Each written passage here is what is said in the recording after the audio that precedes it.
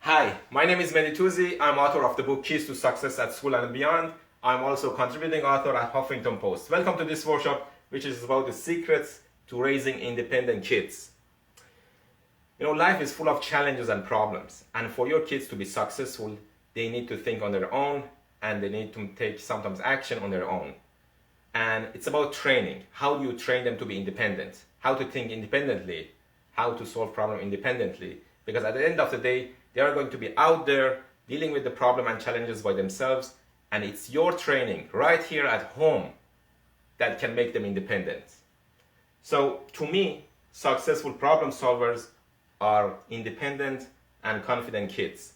And I'm going to show you in 4 simple steps of how to do it. So how do we start? You have to create an independent environment. To raise your kid independently, you need to create an environment where he or she becomes a product of that environment. We know that we are, all of us, we are a product of our own environment. So why not create the environment?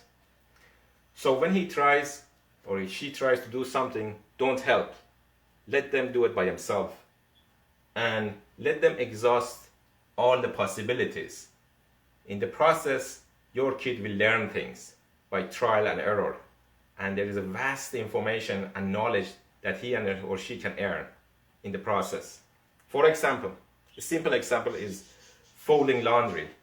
All of us have it at home. You can turn that laundry room into a lesson, into an environment for independence, just as a start. Ask them to fold the laundry, and if he or she can do it, ask them to do a research on YouTube. There are lots of good videos on how to fold the laundry. I know it doesn't sound interesting to the kids, and they say, I won't do it, but I will show you how you can make them to do it. Number 2, acknowledge an accomplishment. When your kid take a little tiny step, because these steps, no matter how tiny they are part of the success program. So acknowledge the step, the mini step, and give reward. When your kid does for example, back to the example of folding the laundry, is give them something in return. Why not give $1 for doing the laundry and put that $1 in a piggy bank? Say, you earn this is your reward, and this is what you get when you do this. So there is a reaction to it, a positive reaction, a positive sense of accomplishment. And your kid will do it once he or she sees there is a reward for it. Number 3, find the courage to let go. And this is hard for a lot of parents. And first of all, you need to show confidence in your kid's ability. And that sometimes can be hard to do because you are not sure if he or she can do it. And one of the biggest acts of love is to let go. Let the kid do it by himself or herself.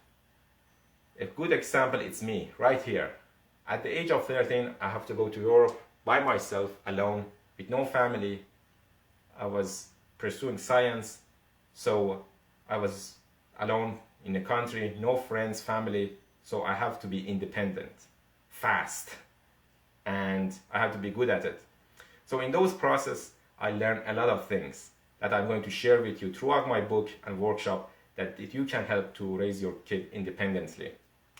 So sometimes people ask me, how could your parents permit you to go alone? And I say this was one of the biggest acts of love, because first of all, they did show confidence in my ability to solve problems by myself, and they let go. And this is hard. When you see your kid, for instance, doing something or doing a task by himself, herself, let them do it. Don't say, oh, I feel sorry that he cannot do it or she cannot do it. Let them try, because this is the classroom right here at home. If you have the proper training right here at home, the bigger issue or the bigger problem or challenges at outside, he or she can deal with it. Your kids will be trained to do it. So the training starts right here at home. Learning opportunity. Don't take away the learning. as I said again, when your kid is trying to do something or you ask him to do something, let them learn. Because in that process of the learning, you become a good problem solver. You gain self-confidence and you know that you can think by yourself. And let them realize they are separate individuals. This is a part of being independent, the training your kids to be independent. You know, I know all of us are one, but each human being, the atoms in their body is arranged differently. That's why we are different. Every one of us is a separate individual, because each one of us, the way the atoms in our body is rearranged, that makes us different and separate individual. So let them understand, let your kid understand that they are different, they are separate individual, and they can think by themselves.